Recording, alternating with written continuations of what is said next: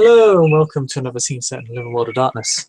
Set in New York, set in a random bar in the middle of New York. Just after Sam's been playing tour guide to the new Toreador Selena, showing her around a few of the hotspots in the city, mainly the upper end clubs, not those seedy underground dive bars. Waste of both their time. Besides, there's not really much for Sam there other than as a place to sell his illicit wares, as it were. In which case, he wants to be as far away from that place as possible, as he doesn't really want to be caught if they ever get busted. They've driven by the Devil's Playground as well. Unfortunately, Justinian was not there to make an appearance, and it was closed down for the time being. It's been closed down far too much. It keeps going through these phases of opening and closing, and Sam really thinks Justinian should just make a decision as to whether to just demolish the building entirely or keep it open as a club should be. After all, what's the point in owning a building if you're not going to use it? And he's decided to finalize, well, not finalize the evening, perhaps, but continue it by taking Selena to a very, very high-end restaurant where they're both sitting up at the bar, and Sam seems to have ordered a drink, scotch. Selena would be wearing a designer dress as usual, very short, showing a lot of leg, looking ravishing as always. She would ask for champagne when offered a drink,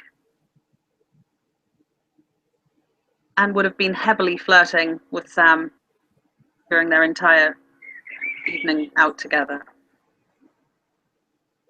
Oh yeah, no, Sam seems to be enjoying himself quite a lot, and he'll end the silence of drink as he realizes he can drink and says, "Huh, I thought I was the only one that could do that." He grins. I have many tricks up my sleeve that you don't yet know about. He gives you a bit of a sly smile and says, "I'd be interested in seeing them." Your card's right, and you certainly will.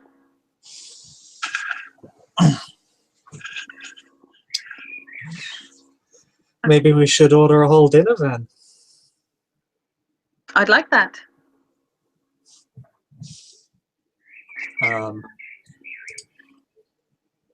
Sam kind of looks around and says, "I know a better place than this. Are you up for hitting the road one last time this evening?" Absolutely. Lead the way.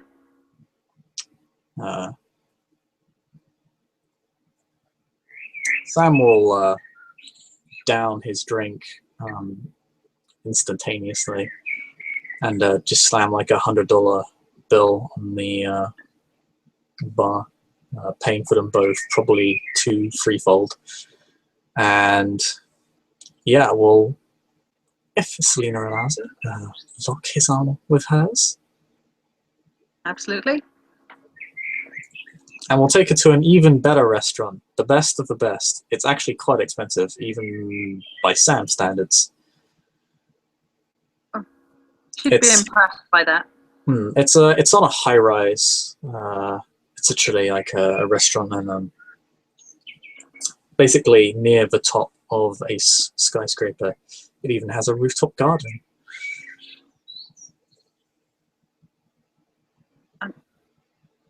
Yeah, Selena would be pressed up against him the whole way there, and continuing her flirting and her seduction.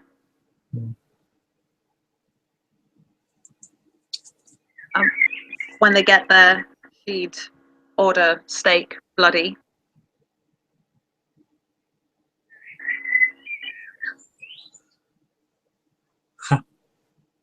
It appears we share similar tastes.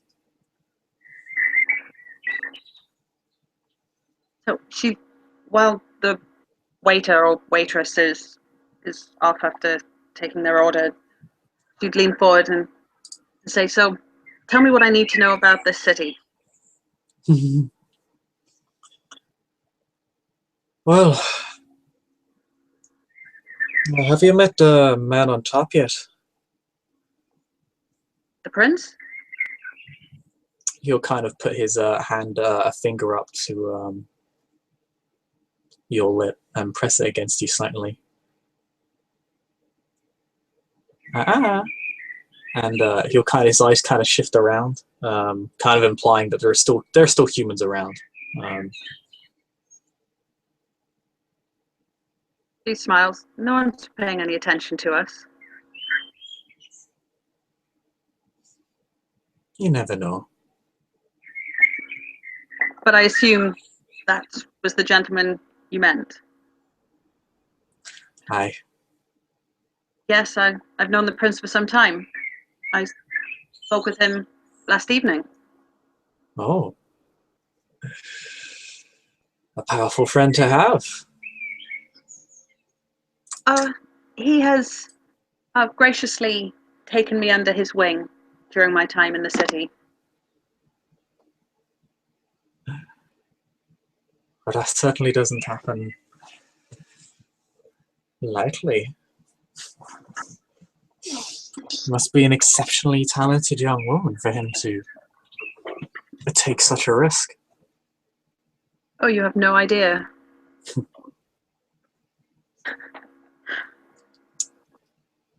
Well, I'm not sure if I should start with the places you really should go to, or the places you really shouldn't. I've been warned about quite a few places. Aye. It's best to stay out of Central Park. We don't go there too much. No, I've been told. Hmm. But I tend to stick to the nicer areas of a town. Aye. Tends to be where I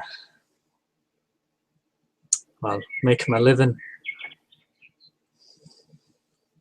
But most of the people I have met so far in the city have been interesting, have been in some cases delightful. However, there are some that I'm not so keen on. Oh, do tell. If someone's been causing trouble, I'd like to know about it. After all, it's my job to keep people in line. I'm not sure if you were present when the two newcomers, I believe from Washington, were causing a little disturbance yesterday evening. I saw that. Distasteful little creatures. I have no time for them, to be honest. Anarchists are nothing but trouble. To be honest, I'd respect them more if if they just say they're against us rather than saying, "Yeah, we want to play by half the rules, but have all the benefits of as if we were to play by all of them." I don't know why Mr. Galante allows them to be there at all, to be honest with you. And then, speaking of distasteful creatures, Damien,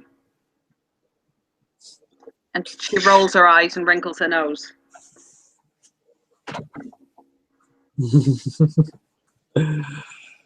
What was it about Damien? The smell of the attitude. He hasn't had so much of an attitude with me personally, but for one as repulsive as that, I can't help but pity him somewhat. I was not impressed. At least Madame Monroe makes an effort. Aye, well, I doubt Damien has the same talent she has. He tends to ride on Ghost's coattails, seems to tag along with her a lot. Ghost is an interesting one. I feel it would do me good to be on her better side, as I'm a newcomer. But as things progress, I'm not sure how long our friendship will continue. But that's between you and I, of course. Of course, I wouldn't say a word, and he puts a finger up to his own lips. And says, well, she's got some long-standing sympathies to those distasteful rebels, as he refers to them. I believe she was one herself back in the day, or it wouldn't surprise me if she was. At least that's what I hear. That's unfortunate. And to think that she's risen to such a position of power within the city. Well, she can't brute force it for much longer. My problem is the same problem I have with Limey. He was the prior law keeper.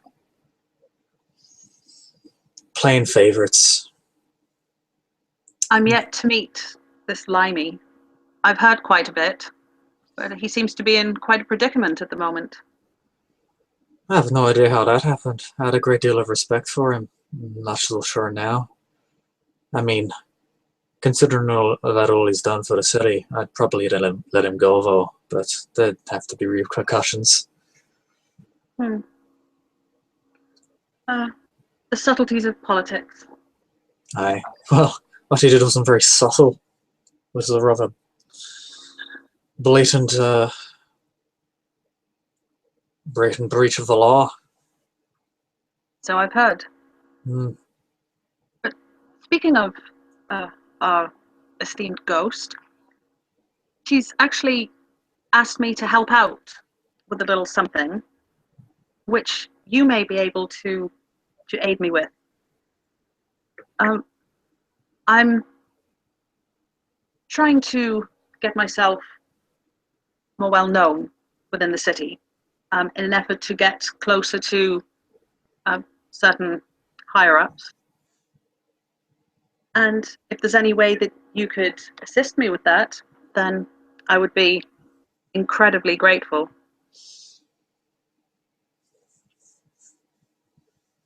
I have some strings that I can pull here and there for you. Be more than happy to help. And of course, if there is anything that I can do for you in return, just ask. Well, when I need help, I guess I'll ask for it then. Kind of smiles at you again with that flirtatious look. So, tell me about Samuel Spillane. Well, depends on what you want to know. I guess I can start from the beginning if you like. Although it's a bit boring, it's a bit slow to get going. I'm sure you could never bore me, darling. I try to make it a habit of keeping people entertained. She grins. Well, you certainly succeeded this evening. But let me ask you a question. Is there a Mrs. Spillane? Well, I have a political arrangement. Although we're closer to just friends, really. So, does that make you available or not? And she pouts at the not.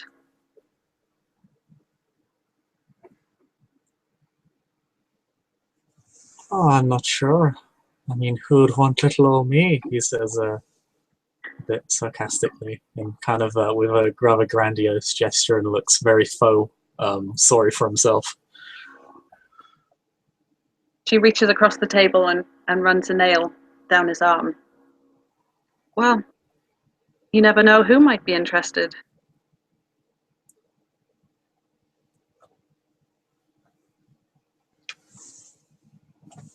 Suppose I could play the field. I suppose you could. He And of kind course, of she says, of course, your friend would never have to know.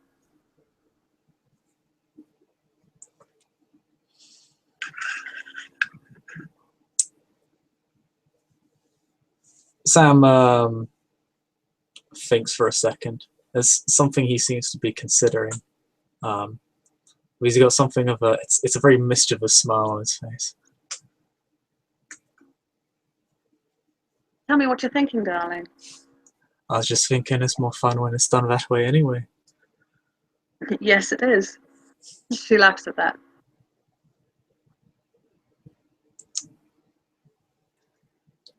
In public, you do your thing, I do mine.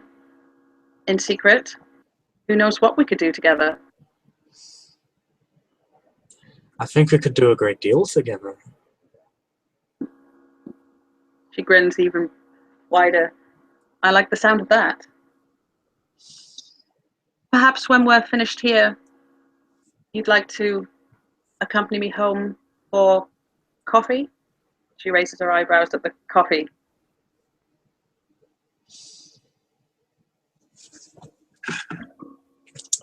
Sam perhaps chuckles lightly at the remark and says, "Oh, I'd absolutely love to." Perfect. So, tell me that story, and I'll let you know if you bore me. Well, little old spleen here. I'm not sure if you noticed by my accent, but he was born in Ireland. Moved around a lot as a kid. But he never could really settle down with his family, so he moved out to Boston University. That's when he ran into his little political arrangement. Not exactly by choice, but I don't exactly regret it anymore. There was... Forward. Sorry, she's leaning forward, listening intently to what he says, sort of one hand on her chin, taking in every word.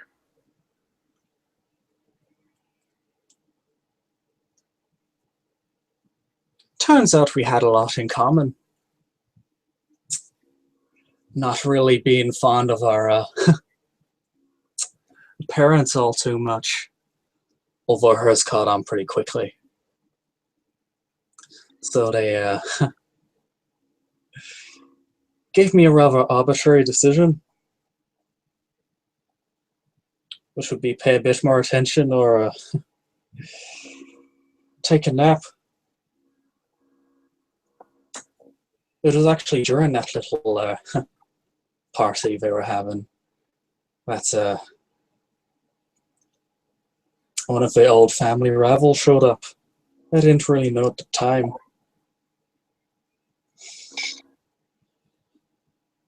And then he kind of starts making a few gestures. His hands kind of, take the form of like if they were like pistols. And they just start waltzing in. Take control of the entire building. And basically want to, well, make little examples out of us. How unfortunate. It would have been. Good thing I'm a better talker than I am a shot. She'd laugh at that. I tell them that. As he's talking, she starts playing with her hair, wrapping it round and round one finger. But she's completely enwrapped in what he's saying. So I'd had him that by ending us, They're only pissing off everyone else. They ain't making an example. The only thing they're making an example of is themselves. That they are too much different from their Russian friends. And that it would be far more acceptable if we could perhaps make a bit of money off each other. He didn't actually know that I took his gun.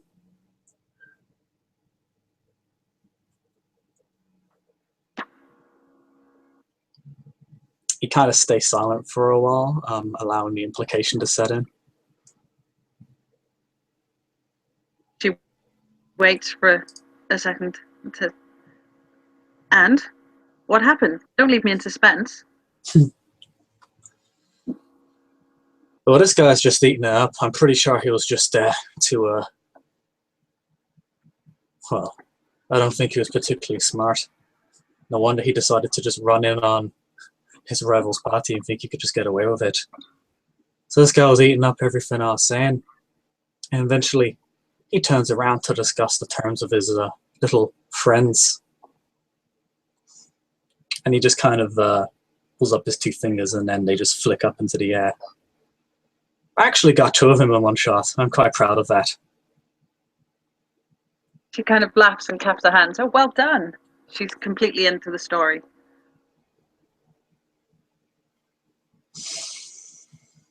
Well, everyone's so taken off guard by that at that point. Everyone else, that was they were tying up, just leaps up and just starts wrestling with everyone for their guns.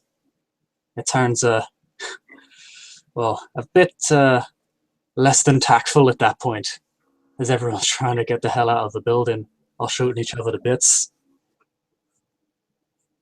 But they're wondering what the hell just happened to that big man. And we chase them out with our own guns. Tails behind the legs. I think they liked me a little more after that. Warmed up to me. Who couldn't? Well, I mean, them. She laughs and nods. My, you're so brave.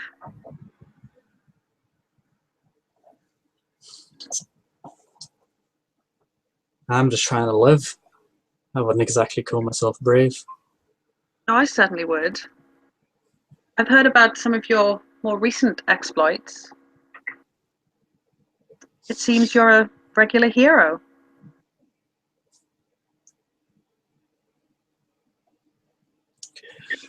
You flatter me. I don't deserve such praise. He's kind of smiling wildly, though, as if he really appreciates the gesture. It's actually a bit ambiguous as to whether he really means that or not. Whether he doesn't deserve it or whether he thinks he does. I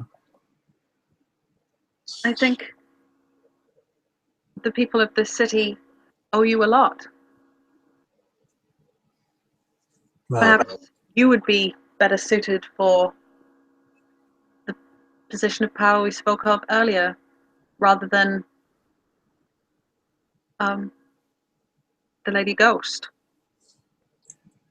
well, if there is one thing Ghost have over me, it's that she can throw a mean punch, and sometimes you do need that.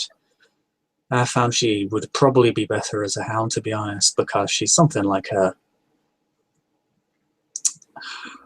loose cannon. You need to point it in the right direction. But it's useful if you can get it going in the right direction.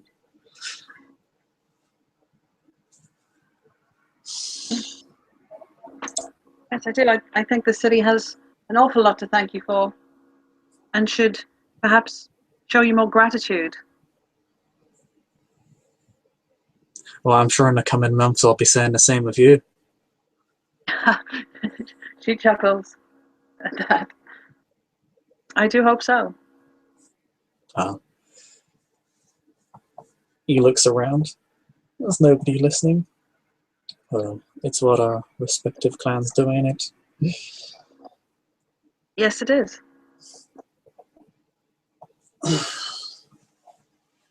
It's so nice to meet someone so charming after so many ruffians Well, considering my profession, I'm not sure I'm that one. I just try to smooth the rough edges over. Oh, rough edges are fine, as long as they're carried with a little finesse. I think you could definitely say I'm rough with finesse. I think so too. And she's got a huge grin on her face as she kind of looks him up and down. Meanwhile, you're smooth as diamond. She kind of looks down at the table for a moment before looking up and making eye contact with him again. Why, thank you, darling. I'm glad you approve. Perhaps this evening you'll be seeing a little more diamond then.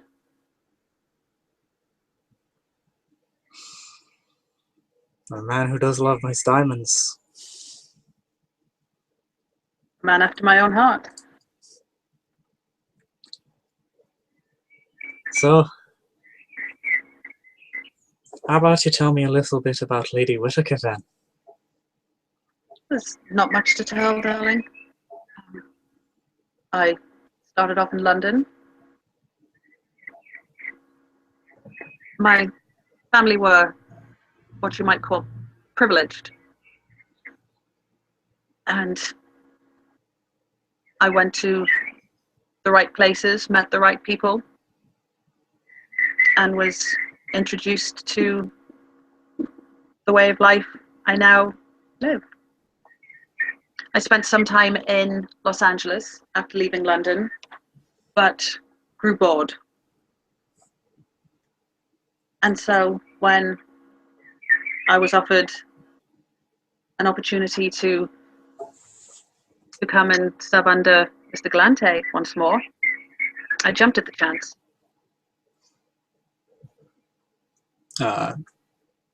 He runs a hand along your arm, a bit like you did to him earlier. Bored.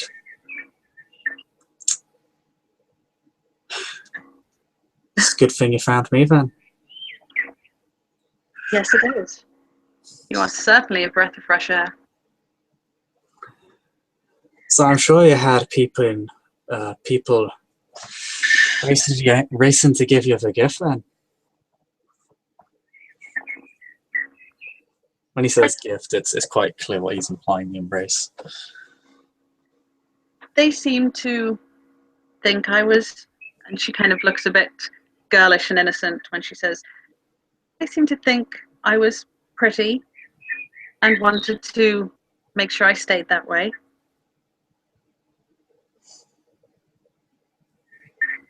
I don't think I can blame them. She kind of takes his hand and entwines her fingers with his as she's kind of gazing at him.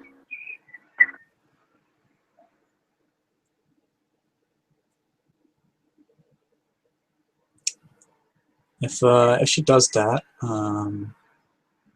Sam will just lean in to kiss her. She'd kiss him right back.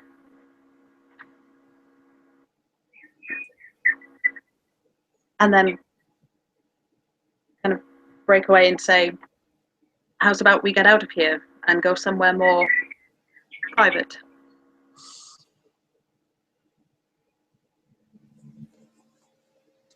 Been waiting to hear that all night. He grins. Then let's go. And he will, and he'll rather it's a rather jolly pull up from the table. So with speed, a slight bit of haste in it. She would turn to him as they were making their way out of the restaurant and say, my place or yours? He'll take out actually a pound sterling coin, and he'll flip it Odds it's his, evens it's Selena's. 10. Even. You show me now. You show me yours next time. I'll show you mine. Okay. It's a deal.